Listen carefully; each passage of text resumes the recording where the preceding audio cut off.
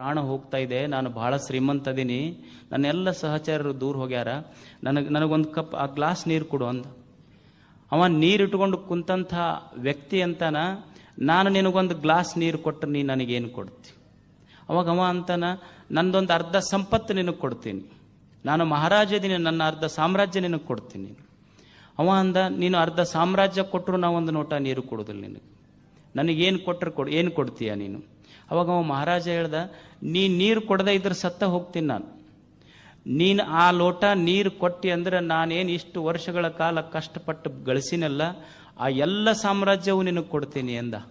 ಅವಾಗ ನೀರಿಟ್ಟುಕೊಂಡು ಕುಂತ ವ್ಯಕ್ತಿ ಹೇಳ್ತಾನೆ, ನೋಡು, ನೀನು ಇಷ್ಟು ವರ್ಷಗಳ ಕಾಲ ಇನ್ನೊಬ್ಬರಿಗೆ ಹೊಡೆದು ಬಡದು ಮೋಸ ಮಾಡಿ ಗಳಿಸಿದ ಸಾಮ್ರಾಜ್ಯದ ಕಿಮ್ಮತ್ತು ಬರೇ ಒಂದು ಲೋಟ ನೀರು ನೋಡಷ್ಟೇ, ಅದು ಸಂಪತ್ತು.